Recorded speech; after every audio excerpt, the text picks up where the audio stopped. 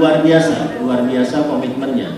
Ketika saya mendarat di Bandara Schiphol, kami menemui ada relawan yang visa Schengen-nya hanya memungkinkan relawan itu untuk masuk Eropa.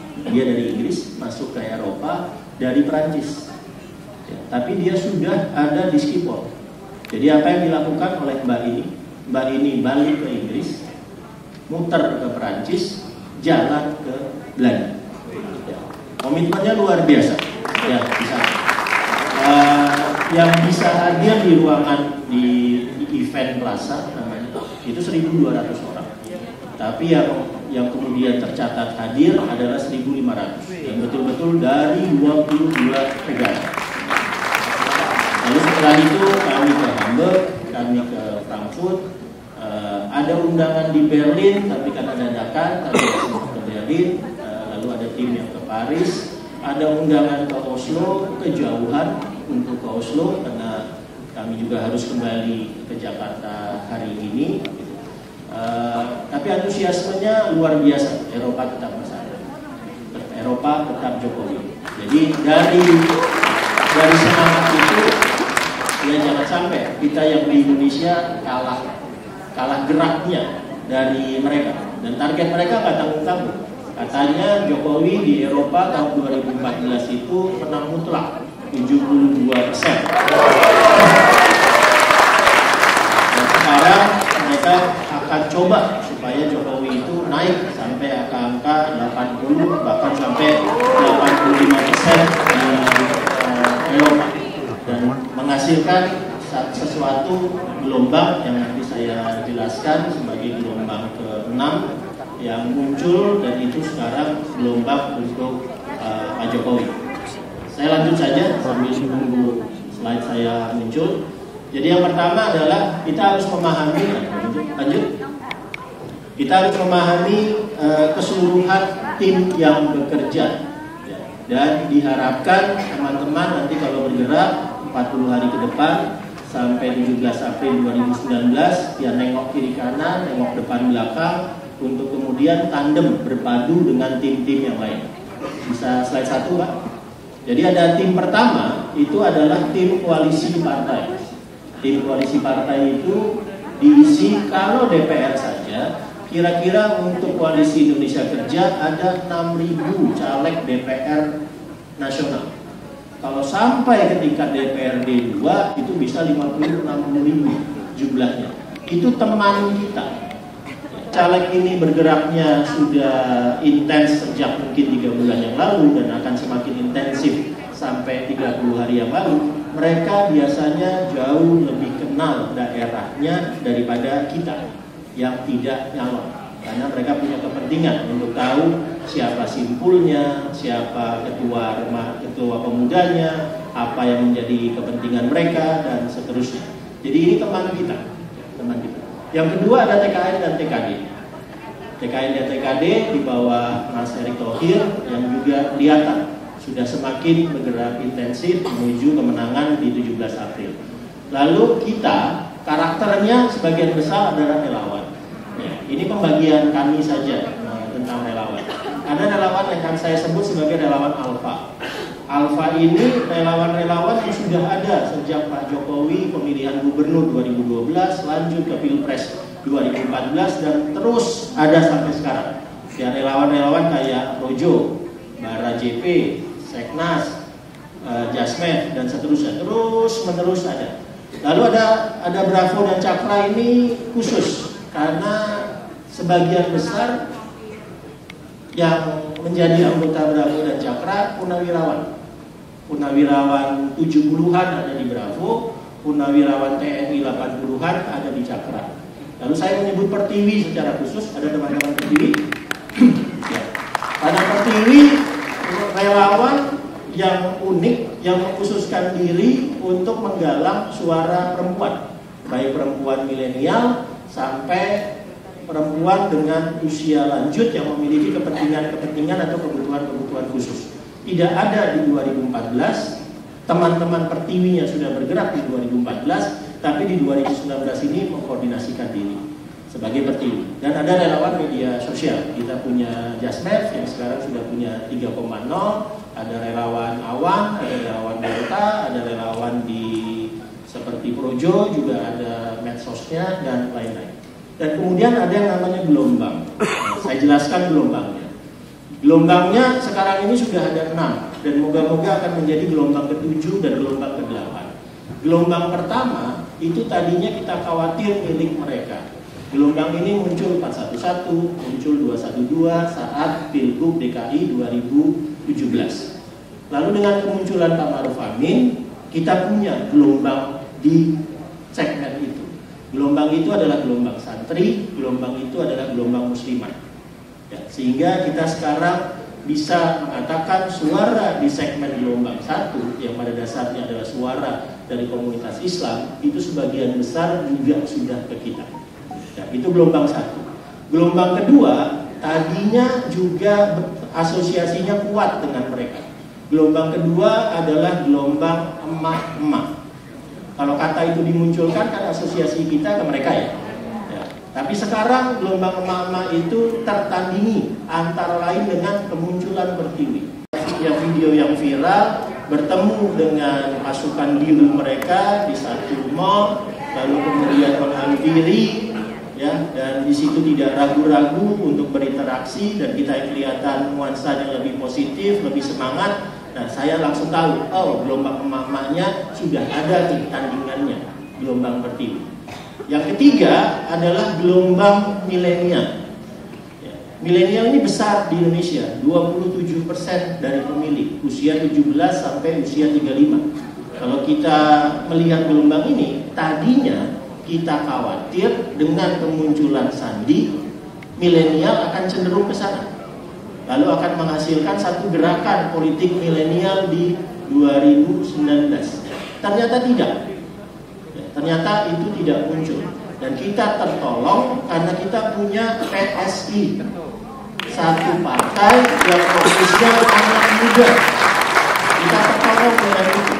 Dan kita tertolong juga karena kita punya tokoh-tokoh yang dihargai, yang menjadi panutan milenial ke kita. Salah satunya adalah Mas Erick Thohir, ya, menjadi rujukan. Nah, kita tertolong dengan situ sehingga gelombang milenial yang tadinya kita khawatir akan ke sana, cenderung ke sana karena ada Sandi, ternyata tidak. Nah, gelombang keempat ini mutlak milik kita. Gelombang keempat adalah gelombang alumni. Alumni perguruan tinggi, alumni SMA, ini mutlak milik kita. Sebagai catatan, gelombang ini tidak ada di 2014, hanya ada di 2019. Jadi nanti pada saat 17 April kita menang, teman-teman alumni punya catatan sejarah politik yang penting. Menjadi salah satu gelombang utama yang memenangkan Jokowi. 5, harapannya muncul di luar negeri, gelombang diaspora. Sudah mulai di Eropa, di Sacramento, California sudah ada. Pak Lutfi sudah ke Amerika 2 minggu sebelum saya ke Eropa. Akan ada gerak, sudah muncul sebetulnya di Melbourne, misalnya akan muncul di Malaysia, akan muncul di Hong Kong, akan muncul di Taiwan. Ini gelombang diaspora. Ya.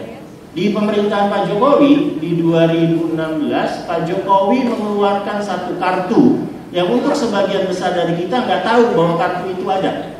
Kartu itu adalah kartu diaspora yang memungkinkan, memudahkan diaspora WNI atau WNA terdaftar di catatan kependudukan kita. Ya, memungkinkan mereka untuk misalnya bergerak masuk ke Indonesia karena mereka masih Indonesia tapi bekerja di luar negeri. Ada kartu diaspora itu. Itu gelombang kelima. Gelombang keenam sudah muncul di Bandung, sudah muncul di Surabaya, hari ini muncul di Lampung pada saat Pak Jokowi berkunjung ke Lampung hari ini.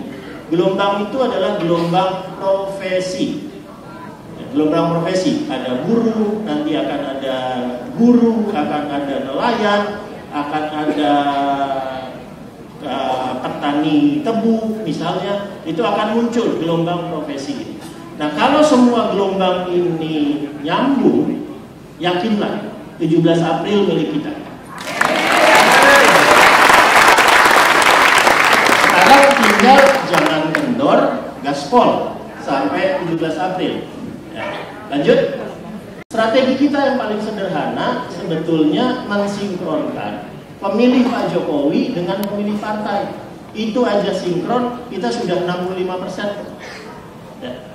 Jadi itu, maaf sebelumnya, ya, yang sebelah sana, kalau partai-partai yang sekarang ada di parlemen, ini, dari PDIP sampai Hanura, ini punyanya 01, itu 100% milih Jokowi, pemilih partai itu 100% milih Jokowi, kita dapat 65-67% suara.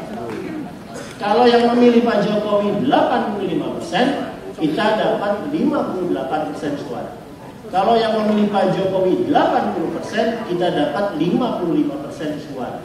Strategi kita yang paling sederhana adalah meyakinkan teman-teman yang sudah memilih 6 partai ini juga milih Pak Jokowi. Ya, karena itu sebagai relawan, sebagai alumni, sebagai profesi, dekati partai-partai ini. Karena ini strategi yang paling sederhana, karena kita jauh lebih kuat dari mereka. Belum lagi nanti kalau PSI tembus threshold, kalau PKPI bisa, kalau Perindo bisa, itu akan semakin tinggi kemenangan kita. Ya. Tandemnya menjadi penting antara partai, TKN, relawan dengan gelombang-gelombang tadi. Karena ini sudah menjadi modal dasar kita. Ya, itu yang pertama. Lanjut. Nah, modal dasar kedua adalah Pak Jokowi sudah jelas kerjanya apa. Ya. Kita ada tol darat yang menyambungkan tadi antara Banten sampai ke Banyuwangi, ya. Di masa 40 tahun presiden-presiden sebelumnya yang terbangun 780 km saja, di masa 4 tahun Pak Jokowi nanti sampai akhir Desember 2019 yang akan terbangun 1.200 km. 4 tahun Pak Jokowi lebih nyata hasilnya daripada 40 tahun 6 presiden digabung menjadi satu. Ya. Lalu ada tol laut yang menggabungkan antara Kuala Namu, Tanjung Perak, Tanjung Priok, Makassar, Morowali sampai Sorong, sehingga beban logistik di Indonesia akan turun. Ada juga tol udara, tol langit. Apa itu tol langit? Palaparing, yang memungkinkan seluruh Indonesia nanti di pertengahan 2019 tersambung koneksi digital 4G. Bisa mengurangi kemiskinan sehingga angka kemiskinannya terendah dalam sejarah Indonesia, cuma 9,8%. Belum pernah ada presiden-presiden lain yang bisa membuat angka kemiskinan di bawah 10%. Pak Jokowi 9,8%, tapi Pak Jokowi juga bisa lompat membuat kita yakin Indonesia akan maju secara teknologi dengan palaparing. Ya. Jadi yang dikerjakan Pak Jokowi itu lengkap. Nah, dengan presiden dengan kerja selengkap ini, ngapain pilih yang lain? Ngapain ganti-ganti? Ngapain nyoba-nyoba? Ya lanjutkan saja, teruskan saja. Jadi kita pastikan akan Jokowi lagi. Nah, belum lagi Pak Jokowi nggak berhenti di situ. Ketika konvensi rakyat disentuh, Pak Jokowi ngusulin yang baru. Ngusulin yang baru tentang optimis Indonesia Maju. Mungkin yang kita dengar cuma 3 kartu. Kartu prakerja, kartu sembako murah, dengan KIP kuliah. Tapi yang ditawarkan Pak Jokowi saat konvensi disentuh, gambar ini. Ini yang ditawarkan Pak Jokowi. Nah, karena itu penting untuk memastikan Pak Jokowi bisa lanjut nih untuk 2019-2024, sehingga yang sudah dikerjakan selama 5 tahun ini akan semakin kerasa pengaruhnya, sehingga yang diramalkan oleh konsultan-konsultan ekonomi utama dunia bahwa Indonesia akan menjadi negara nomor 4 dunia tahun 2045 benar-benar tercapai. Lanjut. Nah, data lain yang bisa membuat kita optimis adalah peta ini. Ini saya sebut sebagai peta galau. Maaf saya tidak kasih legendnya karena forumnya terbuka. Saya tidak tahu siapa yang akan foto peta ini, jadi saya tidak kasih legendnya. Tapi kira-kira yang warna hijau hari ini sudah cenderung Jokowi.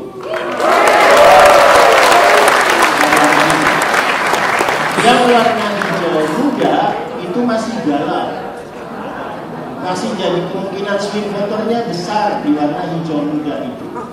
Nah, yang warna merah itu masih cenderung ke 02. Tapi semakin tua merahnya, semakin galau mereka. Jadi kelihatan kan, misalnya di Jabar dengan di Banten, yang dulu adalah kantong suara utama mereka. Tapi sekarang di Jabar dengan di Banten, pemilih mereka galau. Ya. Di sana yang kemudian melakukan kampanye hitam dan mengatakan kalau Pak Jokowi menang larangan azan akan diberlakukan, Pak Jokowi bilangnya bohong, nggak mungkin, itu hoax. Ya, itu harus kita habiskan. Kalau kita bergerak ke warna-warna merah itu harus kita tandingi dulu hoax-hoax itu. Nah, itu semakin sedikit nih di Indonesia. Ini peta galau. Peta galau mereka semakin kelihatan menebal merahnya. Semakin tebal merahnya, swing voter yang mungkin ke kita akan semakin besar. Sementara kita kecenderungannya udah mantap memilih hijau tua. Nah, itu yang perlu kita jaga. Nah, dalam 30 hari ke depan, memang kunci kemenangan dari pemilu adalah menjaga suara kita sendiri dan menjaga swing voter kita, merebut swing voter mereka. Ya, fokusnya ada yang di warna hijau muda dan merah tua.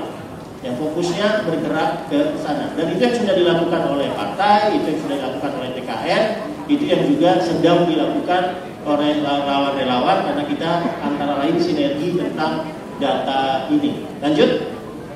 Ya. Dan kita punya tim yang mengamati kok bagaimana mereka bergerak. Ya. Ini misalnya pengamatan kami dari tanggal 11 Oktober 2018 sampai tanggal 5 Maret 2019, gimana Sandi bergerak. Ya. Sandi itu menjaga Jawa. Ya, menjaga Jawa, terutama Jawa Tengah dan Jawa Timur. Ya. Tapi kalau dibandingkan dengan peta sebelumnya, Sandi sudah bergerak 152 kali, 137 kali ke Jawa Tengah dan Jawa Timur. Peta itu tetap untuk kita. Peta itu dia sudah bergerak ratusan kali, itu tetap untuk kita. Ada sesuatu yang salah mereka lakukan. Ya, kalau kami pakai data, kami tahu salahnya apa. Ya, mengapa mereka salah? Tapi karena yang salah mereka, ya udah kita biarin aja kan. Bisa kita bilangin kan salahnya apa. Tapi kita tahu persis salahnya dari gerakan Sandi itu apa, kita tahu persis. Prabowo juga kita punya peta yang serupa. Lanjut. Nah, ini data lain. Ini permainan medsos mereka. Ini pengamatan 1 bulan kira-kira. 15 Februari sampai 3 Maret. Ya, mereka punya 3 pola sekarang. Jadi pertama mereka main dulu kampanye wilayah. Kampanye wilayah itu kira-kira hashtagnya Jawa Barat dukung Prabowo Sandi, kira-kira gitu. Hashtagnya seperti itu. Lalu ada kampanye program. Kampanye program atau mereka sekedar kampanye 2019 Prabowo Sandi, hanya sekedar kampanye itu. Lalu ada kampanye yang galak nyerang kita. Nyerang kita. Jadi waktu Pak Jokowi naik KRL kemarin, mereka buat kampanye, buat hashtag tentang capres pencitraan. Ya, mereka buat gitu. Jadi mereka nggak bisa melihat ketulusan Pak Jokowi untuk betul-betul memperhatikan bagaimana KRL di jam sibuk. Mereka menganggap itu pencitraan. Ya, kalau Pak Jokowi itu pencitraan, Pak Jokowi nggak akan desek-desekan kayak gitu kan kemarin itu. Nah, itu yang mereka mainkan. Jadi mereka galak banget kalau di medsos. Fokusnya adalah nyerang kita. Fokusnya adalah kampanye negatif.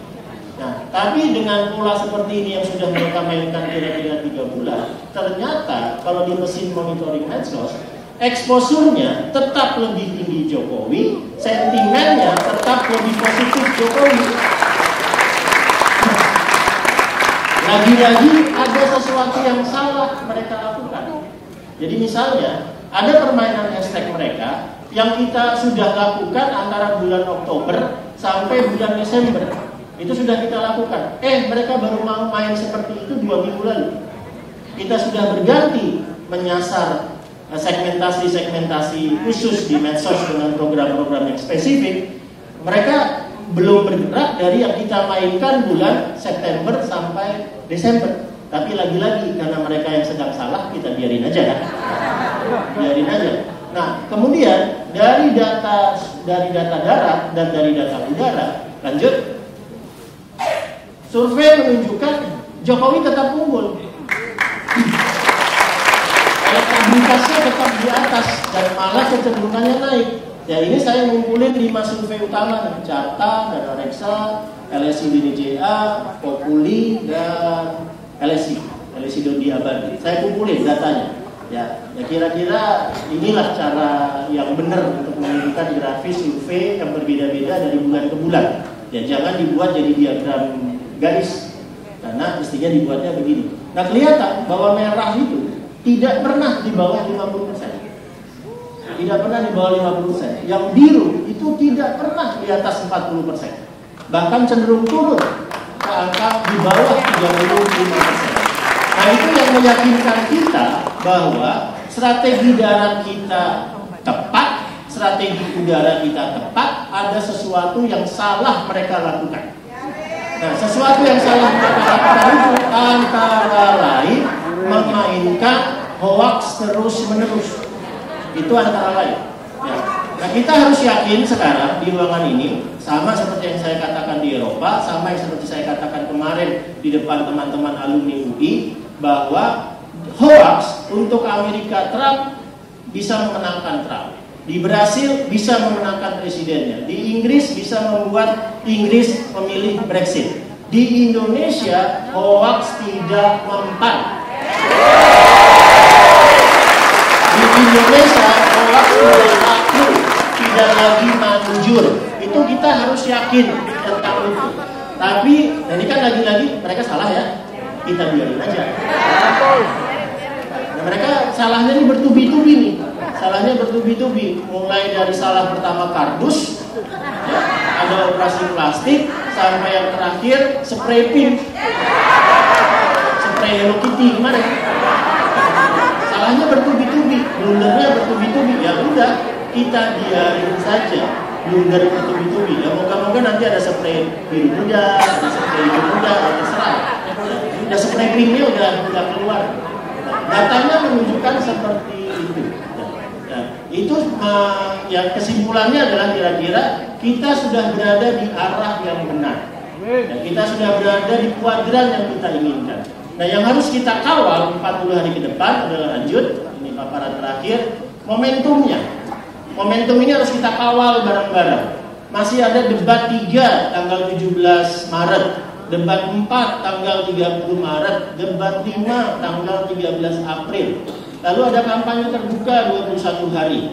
Di dalam kampanye terbuka 21 hari itu akan ada kampanye akbar.